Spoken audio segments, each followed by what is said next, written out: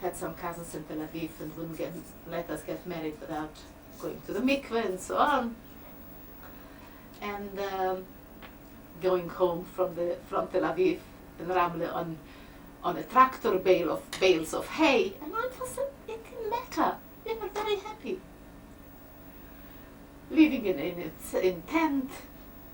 Only when I had my daughter got born, I got into a house. But that was not. We were building something. We were building a kibbutz. We were building life. But of course, the Arabs, they attacked Kibbutz Gezer. 26 of our members fell, and we had to bury them. That actually you're safe because he was in the fields and didn't have munition, because they said the day before they took away our ammunition because they said that the Nekba is more important. And the next day we were attacked and we had hardly any ammunition. Yes. But as I said, it's another story. I don't know if you want to hear that part of it, but We'll cover that another time perhaps, unless you particularly want to include it. I just wanted to include it that because you asked how it affected me, that I only can say that I was always on the run. Yes. And as much as we were fighting for a better life and for Israel, but it was sad for me that I had to actually leave Israel and come to Australia. I never thought that it takes so long, because we only left for 5 years to gain some money and then start not the kibbutz life, because I didn't particularly wanted to just to stay in the kibbutz.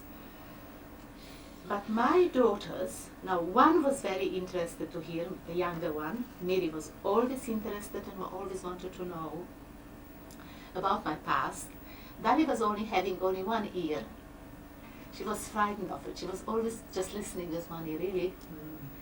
And Miri was born in 55, and perhaps because she took up in university German, and she wanted to know more about the Germans because she had a scholarship and she went to Germany, so she even wanted to know more because the Germans just wouldn't let her there for a minute. She had to then it was something.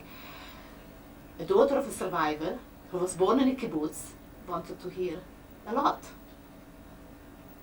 But it's again another story. Sure. But the effect on them, that they admired for what we were, what way Yosef on one hand, how he was a fighter in Israel, and they thought that we did great things, and they were supporting us all the way. They were really, I don't know when they were children, they also were not. Perhaps they should be asked what and I really think it's quite important. When I talk to you, I can see that although Hitler wanted to destroy the Jewish people, not only didn't he destroy them, but he didn't destroy the spirit. That from out of the ashes came somebody who reconstructed her life and has lived a full and a positive and a interesting life. And you've handed on things of value. Well, we feel very fortunate. We feel very lucky. I mean, I feel very lucky. I mean, I really, 2 daughters, 5 grandchildren, and you see, my granddaughter is very interested. She's asking a lot. She knows a lot. I didn't know how much she knew when she was in Israel, and she asked to talk to the children about my past, and she was telling them, but she came home and she said to me, Savta, but I didn't tell them, because we lived in Israel back again, we did. And she said, I didn't tell them that they shaved your hair, because you see, that was very important. For a little girl, hair is very important. I didn't tell them that they shaved them. And the teacher rang me up and she said, you know, for doing such a job, to pass on to a grandchild, and the way she told them, she was most impressed. And that I think was also not that worthwhile, but that my granddaughter is passing on further Yes. my. What do you see as the importance of giving oral testimonies? I think it's very important. For the first time when I was asked to talk about it, I didn't think I can do it. I didn't think I'll survive it, and that happened in Germany. Not that alone, to go to Germany again, I would have never thought I'd do. But since you know that one of my daughters who lives in Frankfurt, and I was asked to talk by a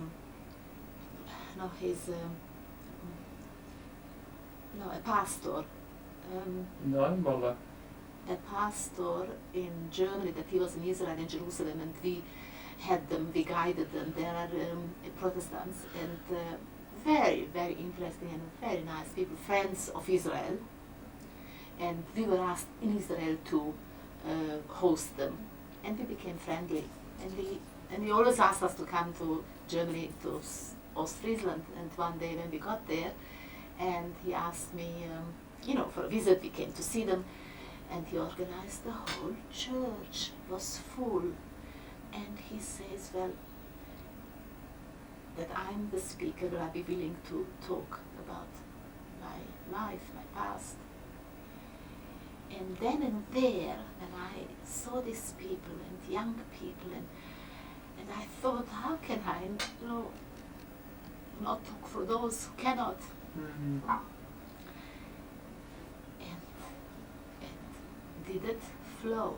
Yosef said at the end, he said, where did you take that German from? I don't know myself, but then I felt that, yes, we must talk.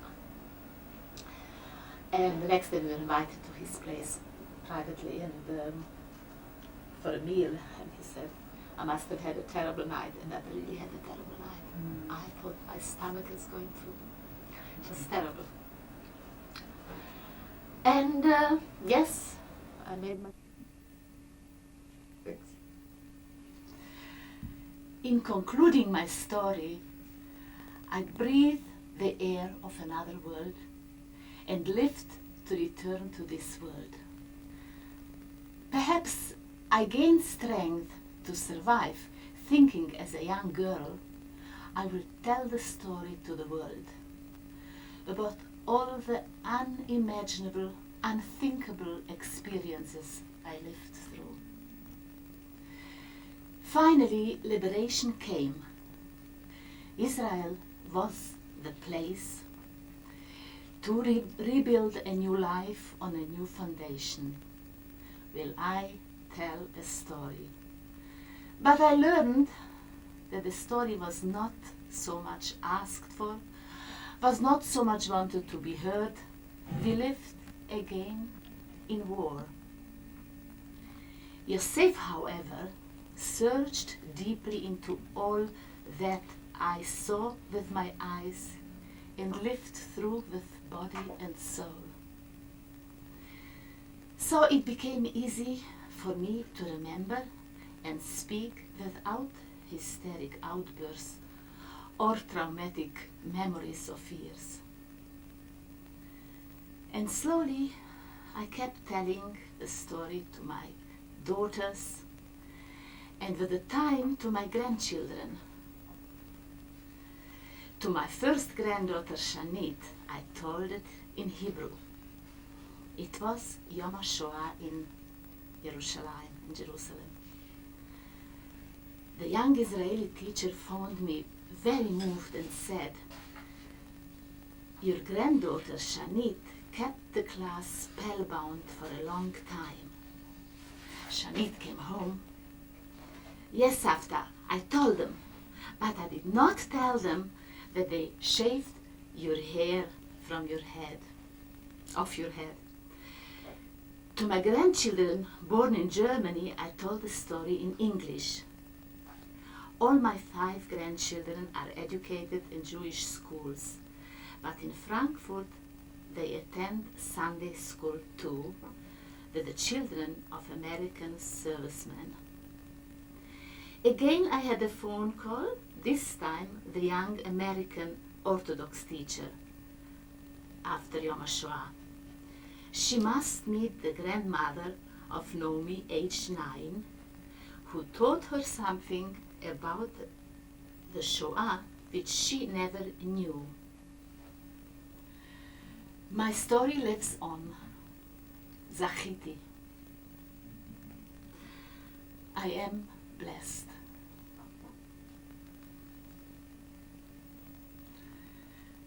That's... Rachel Amit, I thank you once again for a very moving testimony. My only hope is that the story that you have told may never ever have to be told again. Amen.